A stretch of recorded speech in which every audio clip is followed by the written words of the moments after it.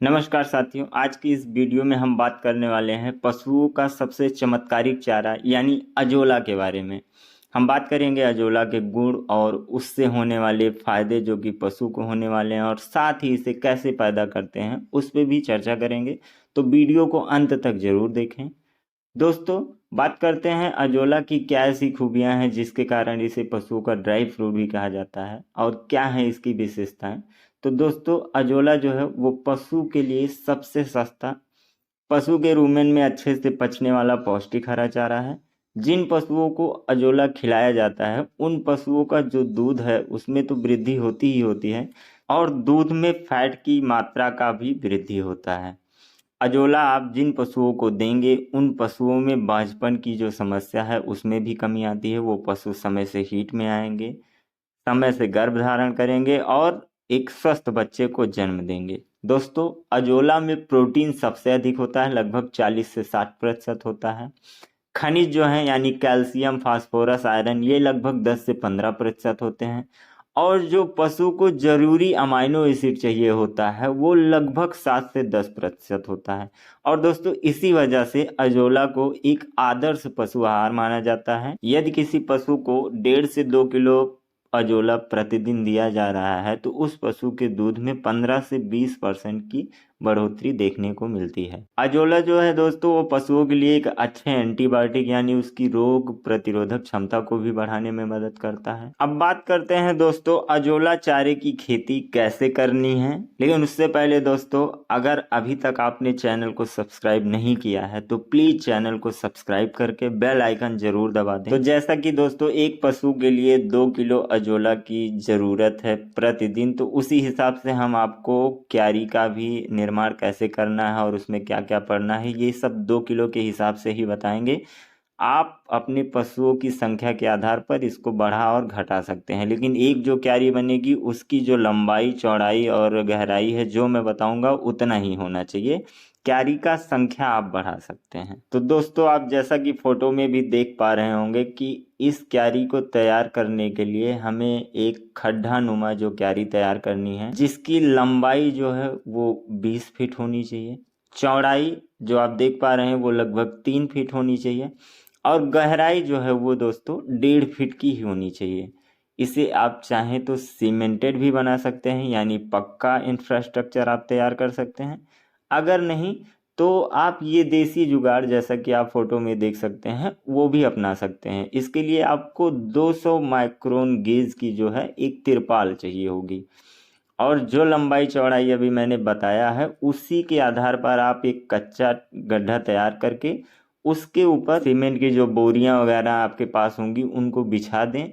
उसके ऊपर इस तिरपाल को आप अच्छे से डालकर क्यारी को आप तैयार कर लें। ध्यान रखें दोस्तों, जब आप कच्चा गड्ढा तैयार कर रहे हैं तो जो जमीन है वो एकदम समतल होनी चाहिए। अब दोस्तों, जो क्यारी बनके तैयार हो गई है उसके लिए आपको चाहिए होगा 50 किलो उपजाऊ खेत की मिट्टी।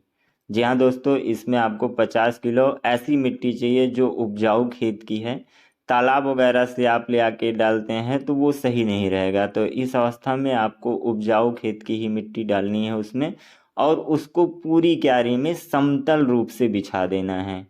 50 किलो मिट्टी आपने बिछा दिया, फिर उसके बाद आपको लगभग 7 दिन पुराना गोबर, 1 हफ्ता पुराना गोबर लेना है। वो भी आपको 7 से 8 किलो लेना है और उसे 15 लीटर पानी में अच्छे से घोल के मिट्टी जो आपने लेयर अभी समतल बिछाई है उसी के ऊपर ये घोल भी आपको समान रूप से पूरी तरीके से पूरी क्यारी में छिड़क देना है। उसके बाद मिट्टी और गोबर को एक तरीके से अच्छे से आपको पूरी तरीके से मिक्स कर लेना है। जितने साइज का गड्ढा मैंने बताया है उसमें गोबर और मिट्टी को मिक्स करने के बाद लगभग 500 लीटर पानी डालकर उसे अच्छे से मिलाकर फिर उसे 1 से 2 दिन ऐसे ही छोड़ दें दोस्तों। उसके बाद दूसरे दिन इतने आकार जो मैंने बताया है उसके लिए आपको 2 किलो अजोला की आवश्यकता होगी। 2 किलो अजोला ले आके उसमें समान रूप से थोड़ा थोड़ा करके पूरे उस क्यारी में अच्छे से डाल दें। दोस्तों, अजोला जो है वो आपके नज़दीकी कृषि अनुसंधान केंद्र या फिर आप ऑनलाइन साइट्स पे जैसे अमेजोन वगैरह है वहाँ भी आपको ये इजीली अवेलेबल हो जाएगा, वहाँ से जाके आप खरीद सकते हैं। अब दोस्तों जिस बात का आपको सबसे ज़्यादा ध्यान देना है, अजोला को पैदा होने के लिए तापमान का अनुकूल होना बहुत ज़रूरी है। इसकी अच्छी वृद्धि के लिए 30 से 38 डिग्री सेल्सियस का तापमान जो है वो सबसे अनुकूल होता है। तो इसके लिए आपको ध्यान क्या रखना है कि जो क्यारी आपने बनाई है उसके ऊपर जो 50% नायलॉन की जो जाली आती है ग्रीन कलर की, आप देखे भी होंगे जैसा आप इस फोटो में भी देख रहे होंगे, उससे इसको अच्छे से कवर कर देना है, जिससे इसके अंदर का जो तापमान है वो अच्छे से मेंटेन रहे। अब दोस्तों इस क्यारी को जिसमें आपने अजोला डाल दिया है उसको लगभग 10 से 20 दिन ऐसे ही छोड़ दें और देखते रहें कि अजोला की ग्रोथ कैसी हो रही है। हल्का हल्का आप चाहें तो पानी का फव्वारा के रूप में छिड़काव उसके ऊपर कर सकते हैं।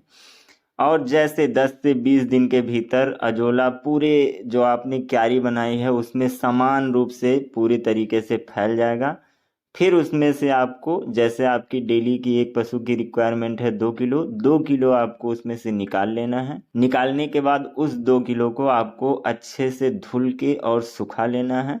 फिर आप जैसे भी आप उसको अपने पशु को चारे दाने में मिला के देते हैं तो आपके पशु का दूध भी बढ़ेगा और पशु के दूध का फैट भी बढ़ेगा, पशु की रोग प्रतिरोधक क्षमता भी बढ़ेगी और पशु आपका स्वस्थ रहेगा।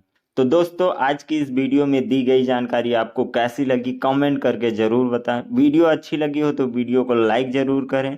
चैनल पे नया है तो प्लीज़ चैनल को सब्सक्राइब जरूर कर लें ताकि हमारी अगली वीडियो आप तक पहुंचे सबसे पहले। वीडियो को अंत तक देखने के लिए बहुत बहुत धन्यवाद।